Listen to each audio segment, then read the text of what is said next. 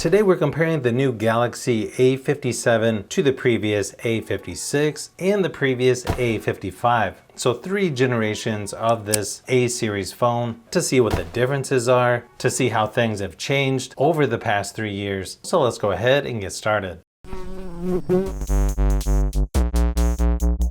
Of course, pricing has went up a little bit on the A57 by about $50 from the A56, and the A55 was even a little bit cheaper yet than the A56. All 3 of these phones that I have came with 128 gigabytes of storage, and each one has 8 gigabytes of RAM, which should make this comparison pretty even. One advantage for the A55 is you can use a micro SD card to expand the storage, where the 2 newer versions got rid of that, unfortunately. You can see they moved where the SIM card was at the top to now on the bottom, and then moved the speaker a little bit to the other side. The nice thing is, when you go from the A55 to the A56, the phone gets lighter and thinner. Then from the A56 to the A57, the phone gets lighter and thinner again. Now, if you think the displays on these 3 look pretty similar, you would be correct. Except for the A55, it's not quite as bright as the other 2 phones at only 1000 nits peak brightness versus 1900 for the others. But all 3 of these have a Super AMOLED display at up to 120 Hz refresh rate at 1080 by 2340 resolution. They made the screen just a little taller at 6.7 inches for the A56 and A57 versus 6.6 inches on the A55. You can also see the bezels are a little bit smaller with each generation as well. You've also got the fingerprint scanner, which I think is a little bit lower than I would like to see, but it's in the same spot on each of these phones. Each one of these also seems to rock back and forth quite a bit, but obviously if you're putting a case on your phone, it's usually not quite as bad. As far as battery goes, you've got the same size 5000 milliamp hours in each of these, but you get up to 45 watt fast charging on the A56 and 57 versus only 25 watts for the A55. Interesting thing is, when I ran my typical battery drain test at 100% screen brightness, a previous A56 actually lasted the longest at 19 hours versus 14 hours for the A55 and only 12 hours for the A57. So quite a bit longer for the A56. Not really sure why, but also keep in mind when using these every day,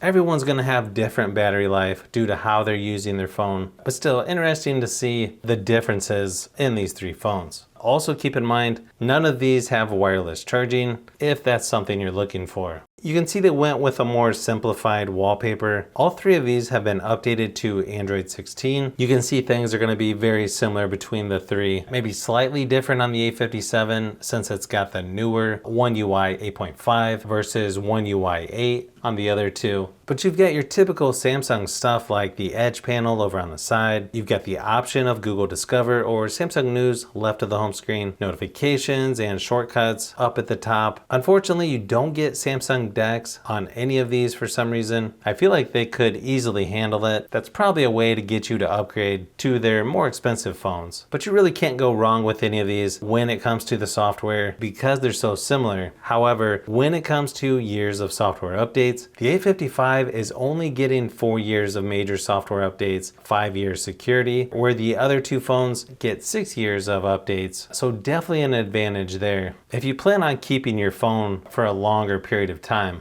Performance-wise, it goes from the Exynos 1480 and the A55, Exynos 1580 and the A56, and Exynos 1680 and the A57. So how much of a difference does that mean? Well, just looking at the benchmark results, you can see they're actually pretty close with minimal upgrades for each generation. Although the A56 and A57 have pretty much the same single core score, so gaming and overall performance on these phones might be slightly better on the newer versions, but probably not a big enough difference for most people.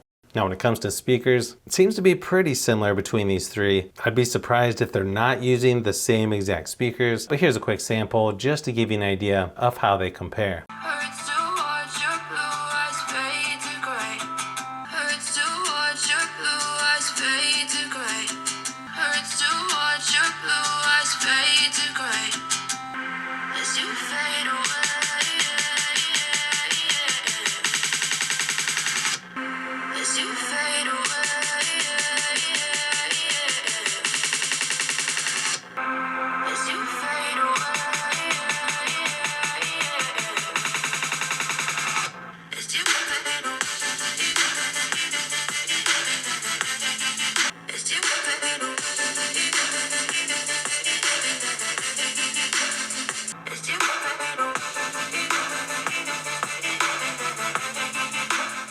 Obviously, you have a little bit different camera design there on the back between these three. Now, surprisingly, the cameras on these three phones are pretty much identical spec-wise, with a 50 megapixel main lens that has optical image stabilization. They've got a 12 megapixel ultra-wide and 5 megapixel macro lens on the back as well. Then for some reason, on the front-facing camera, it actually went down from 32 megapixels on the A55 to only 12 for the A56 and A57. Good thing is you can shoot up to 4K resolution, 30 frames per second for video recording on all three of these. But here's a quick sample of each just so you can see how they compare.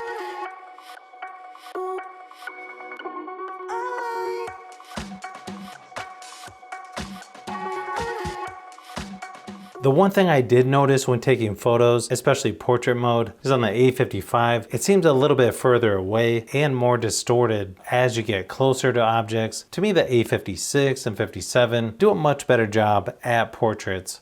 Not sure if you can tell from this video on which ones are better. I actually feel like they're so similar that there's not really a big enough improvement with the cameras for each generation going forward to really make that much of a difference. But hopefully this gave you a little closer look at comparing these three A series phones. It's definitely not as big of a difference as most people would think, considering it's been 3 years between the A57 and A55. But at least now on the newer versions, you've got longer software updates, which I think gives people more options so that you don't always have to buy the newest phone, since the older phones are now supported longer. If you like phones, tablets, and other tech, I've got a lot more comparisons that I'm working on, so you'll want to keep an eye out for those upcoming videos.